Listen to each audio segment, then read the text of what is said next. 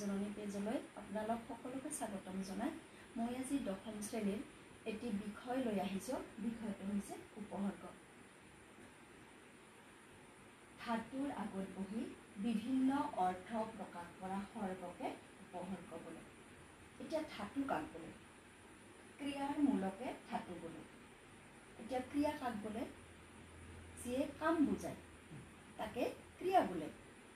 এতিয়া উদাহৰণ মই এটা দিছোঁ চোৱা, যেনে পঢ়া, পঢ়ে। এই পঢ়া আৰু পঢ়েৰ মূল হৈছে পঢ়, হয়নে? মূল শব্দটো হৈছে পঢ়। ঠিক তেনেদৰে কৰা, কৰে, কৰিছিল। এই কৰা, কৰে, কৰিছিল শব্দৰ মূল শব্দটো হৈছে কৰ, আৰু এই কৰ শব্দটো বা এই পঢ় শব্দটো এই হৈছে ধাতু। এতিয়া আকৌ আমি উপসৰ্গৰ বিষয়ে ক'বলৈ হ'লে প্ৰথমতে আমি জানিব লাগিব সৰ্গ কাক বোলে। সৰ্গ হৈছে এনে কিছুমান বৰ্ণ বা বৰ্ণ সমষ্টি যিয়ে শব্দৰ আগত বা পিছত বহি এটা নতুন শব্দৰ সৃষ্টি কৰাত সহায় কৰে, কিন্তু এই সৰ্গবোৰে নিজস্বভাৱে অৰ্থ প্ৰকাশ কৰিব নোৱাৰে। সৰ্গ কাক বোলে? যে সৰ্গ হৈছে এনে কিছুমান বৰ্ণ বা বৰ্ণৰ সমষ্টি যিবোৰ শব্দৰ আগত বা পিছত বহে আৰু এটা নতুন শব্দৰ উৎপন্ন কৰে বা সৃষ্টি কৰে। এনে সৰ্গবোৰে কিন্তু নিজস্বভাৱে অৰ্থ প্ৰকাশ কৰিব নোৱাৰে। অসমীয়া ভাষাত উপসৰ্গ 20টা। সেইকেইটা হৈছে প্ৰ, পৰা, অপ, সম, অনু, অব, নিৰ, দূৰ, অভি, বি, অধি, সু, উদ, পৰি, প্ৰতি, অভি, অপি, অতি, উপ আৰু আ।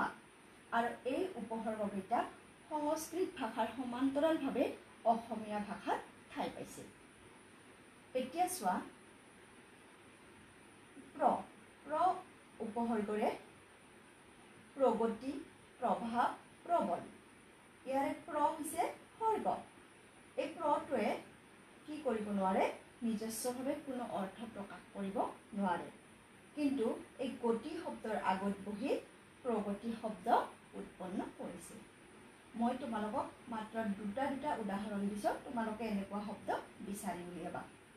পৰা, পৰাজয়, পৰাক্ৰম ইত্যাদি। ঠিক তেনেদৰে অপ উপসৰ্গৰে অপকাৰ, অপবাদ, সম, সমদল, সমাদৰ, অনু, অনুতাপ, অনুবাদ, অব, অৱহেলা, অৱদান, নিৰ, নিৰ্মাণ। ইয়াতে ৰেফ হৈছে ৰেফ চিনডালে ৰ বুজায়। নিৰ্মাণ, নিৰ্জন। দূৰ উপসৰ্গৰে দুৰ্ভাগ্য, দুৰ্জন। ইয়াতো ৰেফডালে ৰ বুজাইছে। বি উপসৰ্গৰে বিপদ, বিষম। অধি উপসৰ্গৰে অধিকাৰ, অধিপতি।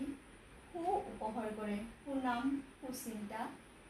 উদ উপসৰ্গৰে উৎকৰ্ষ, উৎসৱ। পৰি উপসৰ্গৰে পৰিণাম, পৰিষদ। প্ৰতি উপসৰ্গৰে প্ৰতিশোধ, প্ৰতিদিন। অভি উপসৰ্গৰে অভিনয়, অভিনেতা।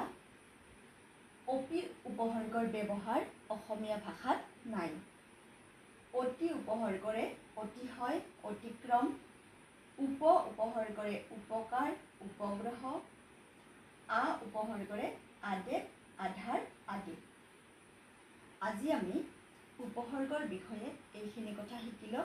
ইয়াৰ পাছত অনুসৰ্গৰ বিষয়ে আমি এটা ক্লাছ লৈ আহিম বা এটা ভিডিঅ' লৈ আহিম। আশা কৰোঁ দশম শ্ৰেণীৰ ছাত্ৰ ছাত্ৰীসকল উপকৃত হ'ব। ধন্যবাদ।